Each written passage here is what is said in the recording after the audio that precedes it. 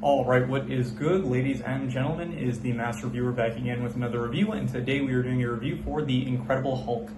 Yeah, that's right, this is the next MCU film that we are reviewing, and it's not really a rewatch, to be honest. Like, it is a movie that I did see, like, some scenes on YouTube when a long time ago.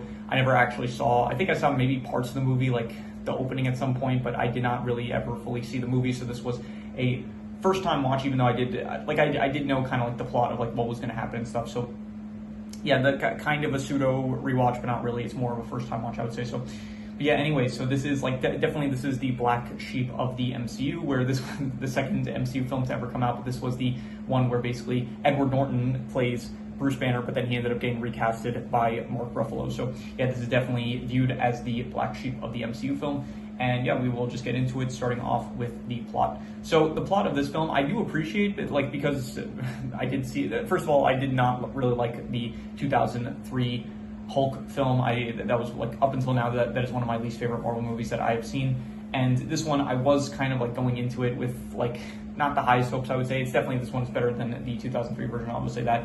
The plot, though, like in the first Hulk film back in 2003, they actually like went through the backstory of how Bruce Banner ended up turning into the Hulk, and in this film they just straight up skip that. Like, they basically just show like a montage, some flashbacks about how Bruce went through some experiments and he ended up turning into the Hulk. He ended up hurting Betty, and Ross was there, and also he ended up getting hurt. So anyway, they kind of skip that and just go straight into the plot of Bruce being hunted by the U.S. government, basically.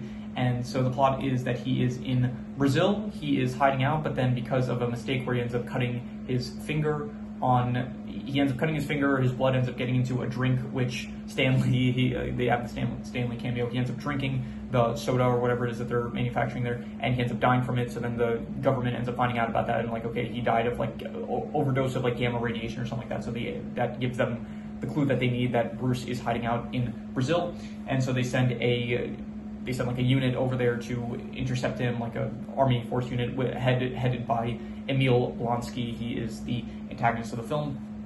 And so they go there, but then they try to capture him, but they fail to do so because Bruce ends up turning into the Hulk. So he ends up getting away. From there, he ends up making it all the way back to the US, where he ends up meeting Betty once again. They get reunited. And from there, the film just kind of becomes like Betty and Bruce, they're on the run together, sort of, and the government is just chasing after them.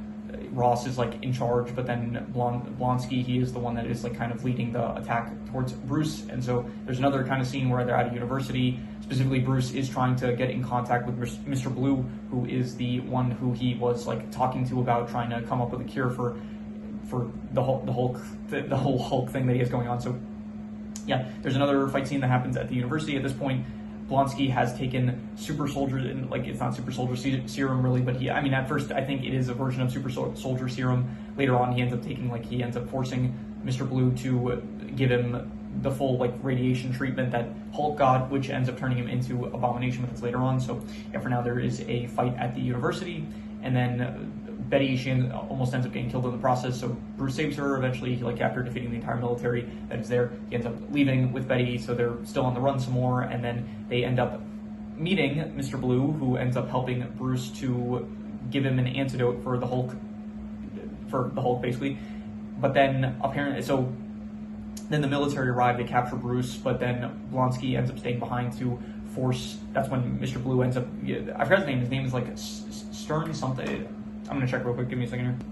Right, his name is Samuel Stearns. He does end up, spoiler alert, he is the villain in Captain America Brave New World. So yeah, cool to see him in this film, like before he actually ends up becoming a larger threat later on. So anyway, so yeah, at this point, Emil Blonsky is now the Abomination, and then there's a final fight scene where Ross basically, he's like, okay, fine, we have no choice, we're going to send Bruce back out there to fight Abomination. And then there is the final third act of the fight between the two, the Hulk versus the Abomination, and then eventually the Hulk manages to beat the Abomination, and then from there he just kind of runs away. He is now isolating himself in order to learn how to control the Hulk. And then there is a post-credit scene where Tony Stark ends up showing up to speak with Ross in order to talk, like to tease the Avengers and stuff like that. So yeah, that is the plot. Honestly, I don't really love it. I would give it probably between like a 2 to a 3 out of 5. it feels like a bit too similar to the 2003 version, where it is just kind of like, I appreciate that they skipped a lot of the intro of like him actually turning into the Hulk. We didn't need to see all that again, because it was boring the first, not boring, but it just, we saw it already, and so I'm glad that they didn't just immediately like rehash the whole origin of him. But then it's just a bit too similar to like the last film, where it's just basically Bruce is on the run from the government who's hunting him, and so it's like, it doesn't feel like anything new. It's a bit better. It does feel like a bit more tense, especially with a character like Emil Blonsky going after Bruce, where in the last Hulk film there was like the whole thing with like his dad and stuff wanting to use him, and it was just like kind of not great. But so this film definitely did the plot better. But even so, I would just like, if I'm being generous, I'd give it a 3 to 5, but I'm a bit more leaning towards a 2 to 5. And I'll be very generous. I'll give it a 3 to 5. I thought it was all right plot, but definitely, yeah, it's not that great, I would say.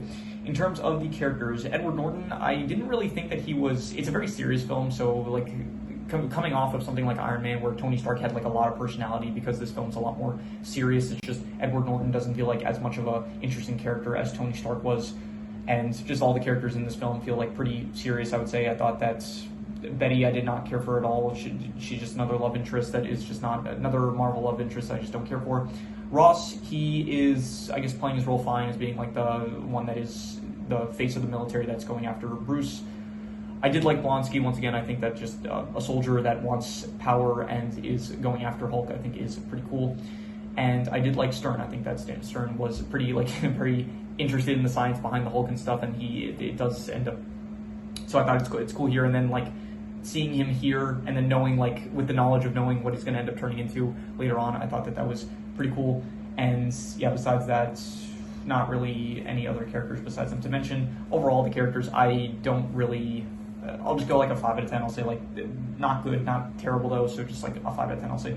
In terms of the settings, I did like Brazil. I thought Brazil looked pretty nice, I would say. A bit crowded, especially for a character like the Hulk that is so big.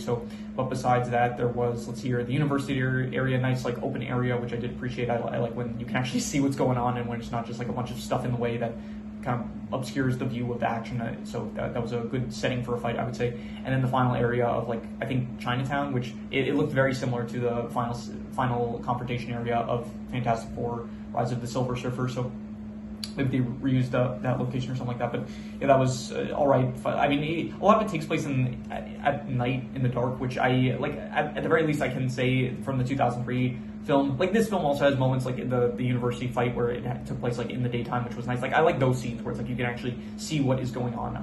So in the 2003 version, you had like the whole fight between Hulk and the military, which took place in a desert, and I think that's a good setting because it very clearly allows you to see the action. So just at the end, when it's like the fight takes place during the nighttime, it's like you can see it. It looks much better and much cooler in the daytime, where it's like much more clear, I would say. So. But in terms of the settings, I don't think that there was anything great, but I didn't really hate anything, so I'll just go like another 5 to 10 for the settings, I'll say. In terms of the action, I thought that there was cool action. Definitely any time that the first Hulk action sequence, it wasn't the coolest because it was like introducing him, and they do that thing where it's like they're trying to obscure the view of like him in order to like make it very a big moment when they actually do show him. So it's like there's a lot of shots of just like you not being able to see him in the first fight scene. There's basically 3 fight scenes in this entire movie, which is the first one where he is in Brazil, the second one where he's at the university, and the third one where he fights Abomination. So I think that the first one, it's not the best, but the other 2 afterwards are pretty cool, where it's the Hulk versus the military, I did like, and Hulk versus Abomination, it was also cool. It's not like, it's a bit similar in the sense of like the Iron Man movie, where it's just like 2 similar kind of characters just fighting each other, and it's a lot of melee stuff, and even like at the very least the Iron Man, like there was like some laser blasts and stuff and some action. This is very much just pure melee action going on, which it's still cool because it is just like giant. I mean, it's not like Godzilla level where it's like you have these giant kaijus fighting, which I think is a lot cooler.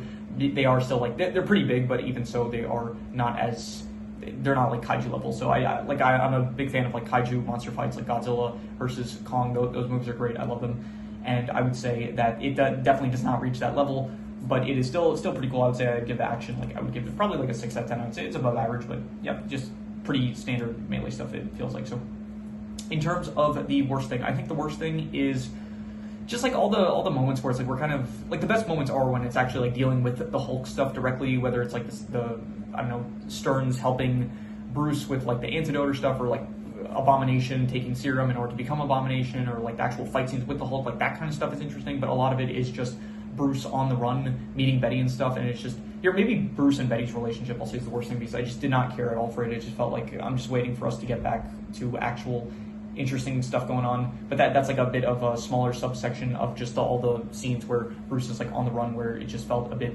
tedious, I would say. So yeah, all the scenes where they're like on the run, I'm gonna give it like a 4 to a 4.5. I'm thinking between bad and not good, and I'll give it like, I'll be very generous, I'll just say like not good, because yeah, I just didn't think it was that good. I'm not gonna say it was bad, but yeah, it was like the most boring parts of the film, where I'm just like waiting, okay, I want to get back to like the actual action sequences and stuff, and just like, yeah. So anyway, in terms of the best thing, I would say the best thing was probably I'll just reuse the best score, which was the action, which I gave a 6 out of 10. So I'll just go another 6 out of 10 for the action, because yeah, it was cool action. It worked. Not like some of the coolest that I've seen before, but it was my favorite thing about the film. Anytime there was an action sequence with Abomination versus the Hulk versus the military, and that stuff, I thought it was very cool. So I will just say a 6 out of 10 for the action.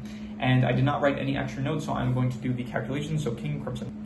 Alright, so it ends up coming out to about a 5.5, which would be decent, and honestly, I think I would probably give it that. I would say it's decent. Like, it was definitely an improvement from the 2003 version, but it's still, like, it's a much more serious story, and to come off of something like Iron Man, which it was also, like, pretty serious, I would say, but it did have, like, a bit more, I don't know, the character of Tony Stark was just a bit more entertaining to watch, as well as just maybe some other characters, but yeah, I would say it's a decent film. Like, I wasn't, like, extremely bored throughout it. Like, the first Hulk film, I just did not like at all. I think I gave that film like a 3 out of 10, which would be, I forgot to say it here, I don't have my score sheet out, which actually, it's been a while since I used that score sheet. I don't even know where it is. Give me a second, I'm going to try to find it here.